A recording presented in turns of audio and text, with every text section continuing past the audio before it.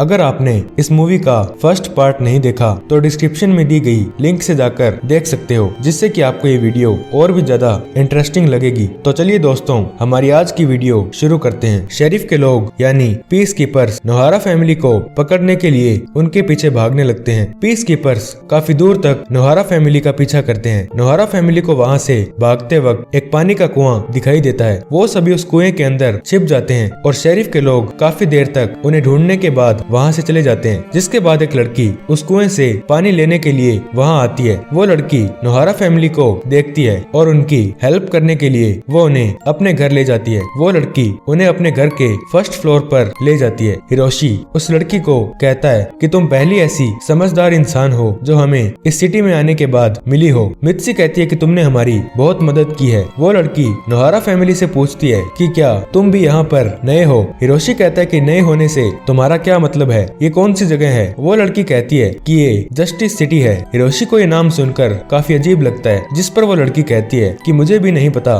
कि ये कौन सी जगह है। कभी कभी यहाँ पर कुछ नए लोग आते हैं और कुछ समय बाद वो यहाँ के परमानेंट सिटीजन बन जाते हैं। वो लड़की आगे बताती है कि मैं भी यहाँ के डेजर्ट में खो गई थी, जिसके बाद यहाँ के गवर्नर मुझे इस सिटी के अंदर ले आए। जो भी लोग इस सिटी में आते हैं उन्हें पहले कुछ समय तक वापस अपने घर जाने की इच्छा होती है, लेकिन फिर कुछ समय बाद वो अपने पास्ट को पूरी तरह से भूल जाते हैं और यहीं रहना शुरू कर देते हैं, जैसे कि मैंने भी यहीं पर रहना शुरू कर दिया है। हिरोशी उस लड़की को कहता है कि सिर्फ तुम ही हो जो हमारी हेल्प कर सकती हो, प्लीज हमें इसके बारे में और जानकारी दो ताकि हम अपने घर जा सकें। जिसके बाद वो लड़की कहती है कि ठीक है। जिसके बाद नोहारा फैमिली खुद को उस लड़की से इंट्रोड्यूस करवाती है, जिस पर वो लड़की कहती है कि मेरा नाम सुबाकी है। जिसके बाद शिनचैन उस लड़की को अपना नाम बताता है और वो बोलता है कि सुबाकी दिखने में काफी क्यूट है। शिनचैन फर्स्ट फ्लोर की विंडो से बाहर देखता है और बोलता है कि कुछ अजीब से दिखने वाले लोग आ रहे हैं। वो सभी देखते हैं कि उस सिटी के दो लोग एक इंसान को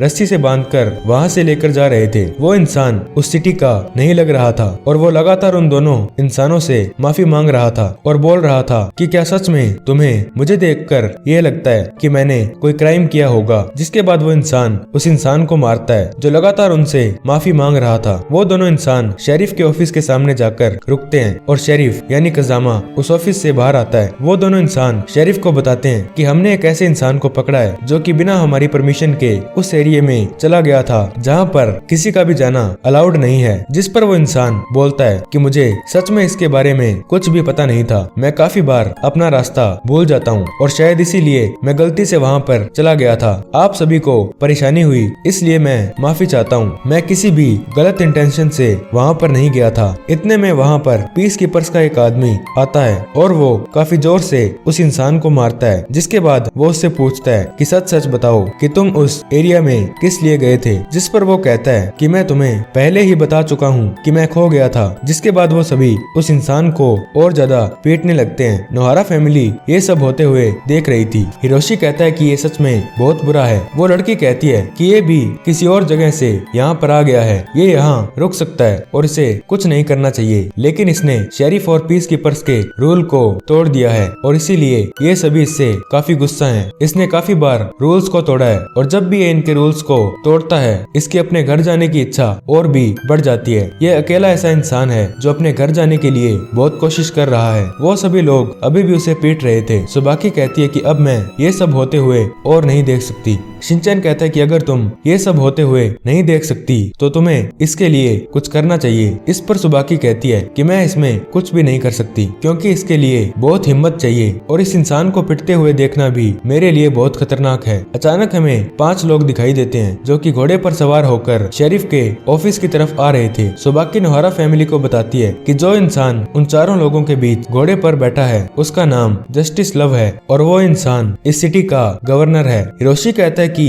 अगर वो इंसान इस सिटी का गवर्नर है तो उसे उस इंसान को मरने से बचाना चाहिए जिसे पीस कीपर्स और शेरिफ के लोग मार रहे हैं। लेकिन फिर घोड़े पर सवार 2 आदमी घोड़े से उतरते हैं और वो दोनों भी उस इंसान को पीटने लगते हैं और फिर वापस घोड़े पर चढ़कर वो सभी वहाँ से चले जाते हैं। सुबाकी नोहारा फैमिली को बताती है कि गवर्नर अब अपने घर जा रहे हैं और अब मुझे भी यहाँ से चलना चाहिए। मित्सी पूछती है कि अब हमारा क्या होगा। जिस पर सुबाकी कहती है कि मुझे नहीं पता, लेकिन अगर तुम्हारी इच्छा है कि तुम अपने घर जाना चाहते हो तो तुम लोग हार मत मानना और हमेशा ये बात अपने दिल में रखना रखना कि तुम्हें अपने घर वापस लौटना है ताकि तुम अपना पास्ट ना भूलो और अपने घर जा पाओ। सुबाकी उन्हें सॉरी बोलती है क्योंकि वो उनको उनके घर पहुंचने में हेल्प नहीं कर सकती थी। हिरोशी कहता है कि हमारी मदद करने के लिए शुक्रिया। नोहारा फैमिली अभी काफी परेशान थी। सुबाकी कहती है कि मुझे थैंक्स कहने की कोई जरूरत नहीं है, मैं तुम्हें सॉरी इसीलिए बोल रही हूँ क्योंकि मैं तुम्हें तुम्हारे घर पहुँचाने में मदद नहीं कर सकती। जिसके बाद सुबाकी वहाँ से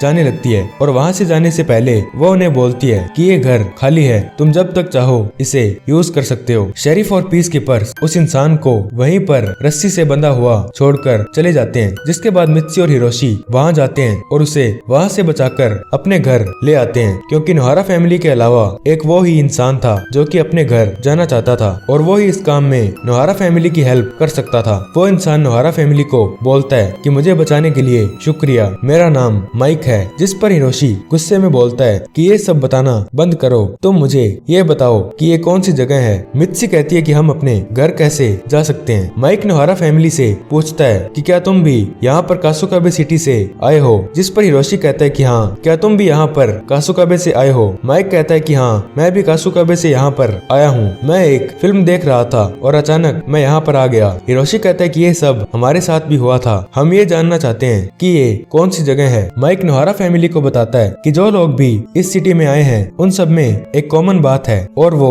ये है कि वो सभी कासुकाबे थिएटर्स में फिल्म देखते देखते यहाँ पर आए हैं। जिसके बाद नोहारा फैमिली और माइक एक साथ में बोलते हैं कि इसका मतलब ये है कि ये उस फिल्म के अंदर की दुनिया है जो कि हम उस थिएटर में देख रहे थे। मित्सी काफी डर जाती है और बोलती है कि ऐसा कुछ नहीं है, हम सभी मूर्ख हैं जो ऐसी बातें सोच रहे हैं। मित्सी आगे बोलती है कि अगर हम सच में उस फिल्म के अंदर हैं तो हम वापस कासुकाबे कैसे जा सकते हैं। माइक कहता है कि मैंने बहुत कोशिश की है वापस जाने की और मैंने बहुत से तरीकों का इस्तेमाल भी किया है, लेकिन मुझे ये लगता है कि इस दुनिया में सिर्फ ये सिटी और ये डेजर्ट ही है। हिरोशी कहता है कि इसका मतलब ये है कि यहाँ पर कासुकाबे जाने के लिए कोई भी डायरेक्ट रास्ता नहीं है। माइक कहता है कि मुझे इसी बात का डर लग रहा है। माइक आगे बोलता है कि यहाँ पर एक ऐसी जगह है जहाँ पर कोई जाता नहीं है और वहाँ पर एक बोर्ड भी लगा है और उस पर वार्निंग लिखी है कि यहाँ पर जाना मना है। माइक आगे बोलता है कि मुझे लगता है कि उस जगह पर जरूर कोई ऐसी चीज है जो हमें वापस कासुकाबे जाने में हेल्प कर सकती है, इसलिए मैं आज चेक करने के लिए वहाँ पर गया था, लेकिन वहाँ जाने से पहले उन लोगों ने मुझे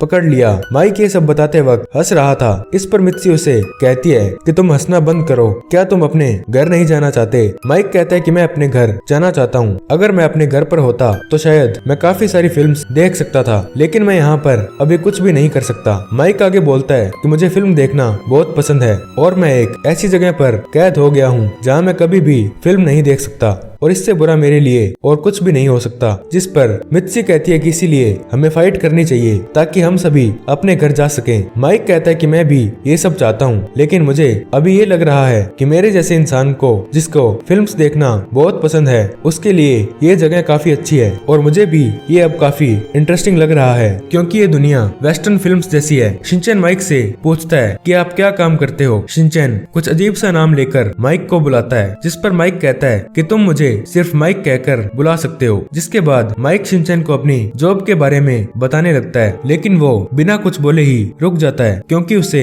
उसकी जॉब के बारे में कुछ भी याद नहीं आ रहा था। माइक काफी परेशान होने लगता है। वो बोलता है कि ऐसा कैसे हो सकता है, मैं अपने काम के बारे में कैसे बोल सकता हूँ। वो बहुत कोशिश करता है लेकिन उसे कुछ भी याद नहीं आता। जिसके बाद माइक कहता है कि मैं सब कुछ भूलने लग गया हूँ और अब मुझे ये भी याद नहीं कि मेरे फैमिली मेंबर्स कैसे दिखाई देते हैं। माइक कहता है कि मुझे डर लग रहा है कि कहीं मैं कासुकाबे टाउन को और अपनी फेवरेट फिल्म्स को भी ना भूल जाऊं। माइक आगे बोलता है कि मुझे इससे भी ज्यादा डर इस बात का लग रहा है कि जब मैं इन सब चीजों के बारे में भूल जाऊंगा तो मैं इन चीजों के बारे में केयर करना भी बंद कर दूंगा। शिनचैन कहते कि ये तो बिल्कुल वैसा ही है जैसा सुबाकी ने हमें बताया था और कजामा को भी यही हुआ होगा। ये सभी बातें करने के बाद हिरोशी और मित्सी कासुकाबे जाने का कोई रास्ता ढूंढने के लिए बाहर चले जाते हैं। माइक कहता है कि आखिरकार वो लोग बाहर चले ही गए। मैंने उन्हें कहा था कि इस टाउन के बाहर ऐसी कोई भी चीज नहीं है जो हमें घर जाने में मदद कर सकती है, लेकिन फिर भी उन्होंने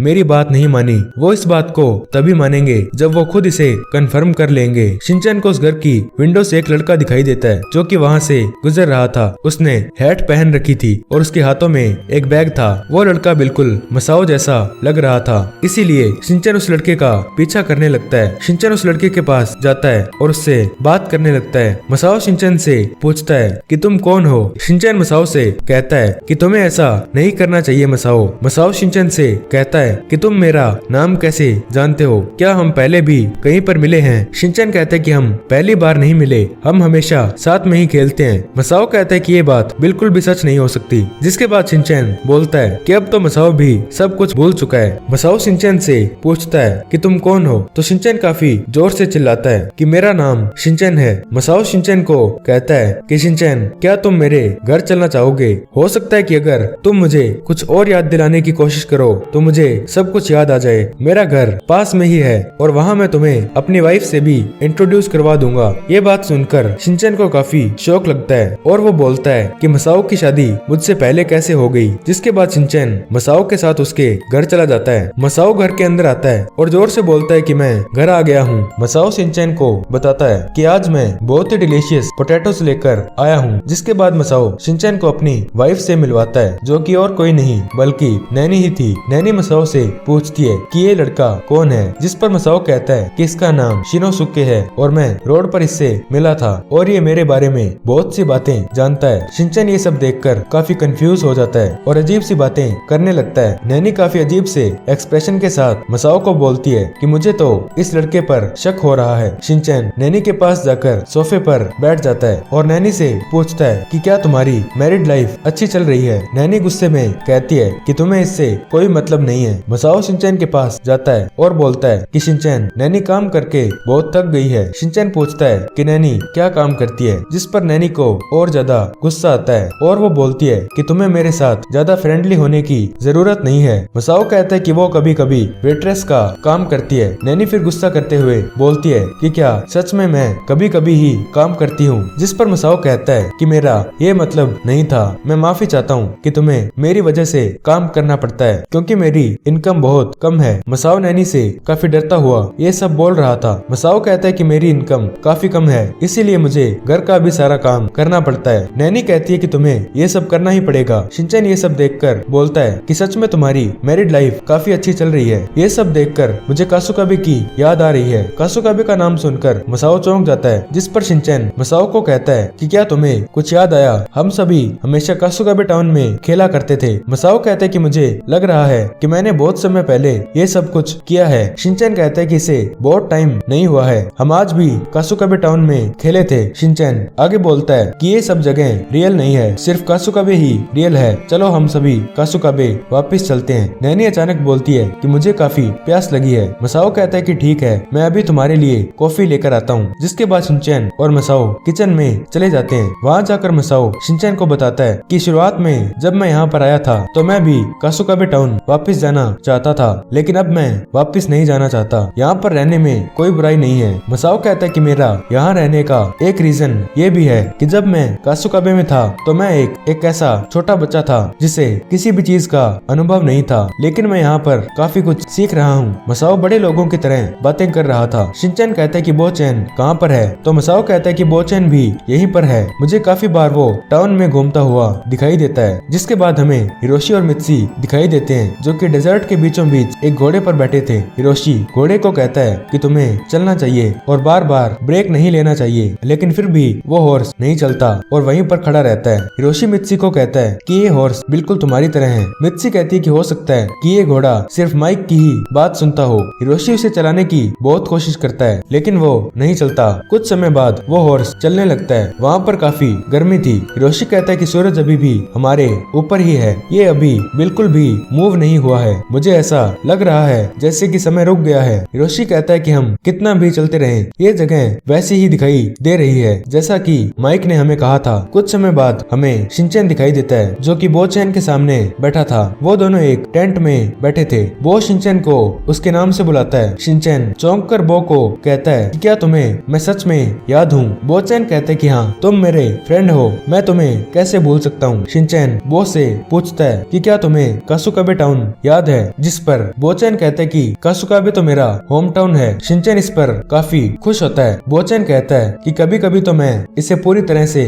भूल जाता हूँ, लेकिन इन सब चीजों को भूलना मेरे लिए बहुत बुरा होगा, इसीलिए मैं इन्हें याद करने की पूरी कोशिश करता हूँ। बोचैन आगे बताता है कि मुझे हमारा फुटाबा किंडरगार्टन और बाकी सभी चीजें अभी तक याद है। शिनचैन कहता है कि बोचैन हमें कासुकाबे वापस जाना चाहिए। वो कहता है कि मैं भी वापस जाना चाहता हूँ, लेकिन मुझे नहीं पता कि ये सब कैसे होगा। शिनचैन कहता है कि तुम्हें हार नहीं माननी चाहिए, हमें साथ मिलकर इसके बारे में कुछ सोचना चाहिए। शिनचैन काफी जोर से बोलता है कि हम कासुकाबे जरूर वापस जाएंगे। शिनचैन और बोचैन कासुकाबे डिफेंस ग्रुप फायर बोलने की कोशिश करते हैं, लेकिन वो कासुकाबे बोलकर रुक जाते हैं क्योंकि उन्हें आगे की लाइन याद नहीं थी। वो दोनों इसके बारे में काफी सोचते हैं, लेकिन उन्हें कुछ भी याद नहीं आता। शिनचैन अपने डर को भुलाते हुए कहता है कि इससे कुछ भी फर्क नहीं पड़ता, हमें जल्द ही ये सब याद आ जाएगा। जिसके बाद हमें उसी घर का सीन दिखाया जाता है जहाँ पर नोहारा फैमिली रुकी थी। हिरोशी और मित्सी भी अब वापस आ चुके थे। वो दोनों माइक को कहते हैं कि हमें कुछ भी रास्ता नहीं मिला। माइक कहता है कि मैंने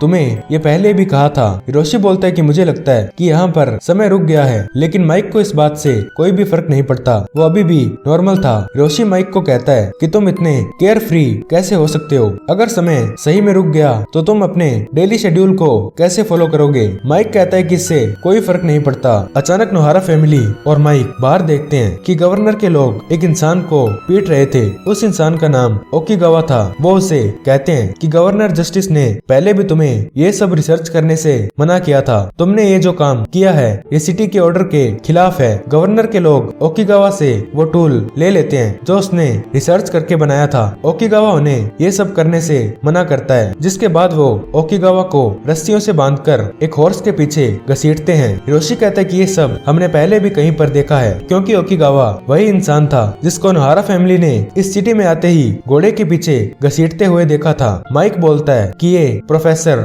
ओकिगावा है। ये लोग काफी बार ओकिगावा को ऐसा घोड़े के पीछे बांधकर घसीटते हैं। तुम इसे देखकर ये अंदाजा लगा सकते हो कि तुम्हें यहाँ पर आए हुए को कितना समय हो गया है। माइक आगे बताता है कि मुझे यहाँ पर आए हुए 625 डेज हो चुके हैं। ये सब सुनकर मित्सी और हिरोशी बैठ जाते हैं। हिरोशी कहता है कि समय रुक गया है और कुछ समय बाद मैं भी सब कुछ भूल जाऊंगा अगर हम घर वापस नहीं जा पाए तो। लेकिन अचानक हिरोशी बोलता है कि ऐसा नहीं हो सकता, यहाँ पर जरूर कासुकाबे जाने का कोई रास्ता होगा। हिरोशी अपने पास बैठे सभी लोगों को बोलता है कि हमें अपनी इच्छा को और स्ट्रॉन्ग करना होगा ताकि हमें हमेशा के लिए इस जगह पर ना रहना पड़े। जिसके बाद हमें काफी समय बाद का सीन दिखाया जाता है और अब काफी कुछ बदल चुका था। तो दोस्तों यार, हमारी आज की वीडियो यहीं पर खत्म होती है। उम्मीद है कि आपको ये पार्ट काफी इंटरेस्टिंग लगा होगा। मिलते हैं जल्द ही नेक्स्ट वीडियो में पार्ट 3 के साथ।